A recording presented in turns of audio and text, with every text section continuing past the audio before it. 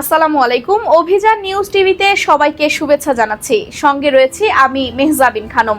শুরুতেই জানিয়ে দিচ্ছি সংবাদ শিরোনাম।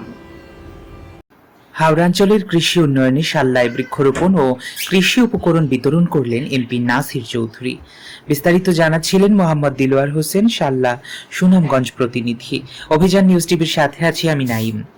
সুনামগঞ্জের সাল্লায় 2025-26 অর্থ বছরের কৃষি পুনর্বাসন সহায়তা কর্মসূচির আওতায় বৃক্ষরোপণ, বিনামূল্যে ফলদ ও বনজ গাছের চারা, জৈব সার এবং কৃষি উপকরণ বিতরণ কর্মসূচির উদ্বোধন করা হয়েছে।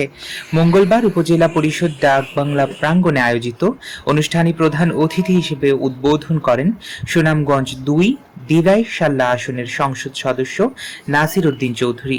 এ সময় তিনি ক্ষুদ্র ও প্রান্তিক কৃষক এবং বিভিন্ন প্রতিষ্ঠানের প্রতিনিধিদের হাতে কৃষি উপকরণ তুলে দেন। বক্তব্যে তিনি বলেন, কৃষিই দেশের অর্থনীতির প্রধান চালিকা শক্তি।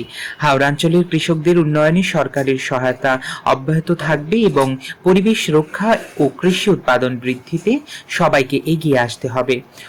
অনুষ্ঠানে উপজেলা নির্বাহী কর্মকর্তা পিয়াস চন্দ্র দাস, উপজেলা কৃষি কর্মকর্তা শুভজিৎ রায়, সাল্লা থানার ওসি মোহাম্মদ শওকত আলী সহ বিভিন্ন রাজনৈতিক, সামাজিক ও পেশাজীবী সংগঠনের নেতৃবৃন্দ উপস্থিত ছিলেন। অনুষ্ঠান শেষে সংসদ সদস্য নাসির চৌধুরীর হাতে একটি কবিতা অ্যালবাম তুলে দেন মাওলানা নাজমুল ইসলাম জাহিদ।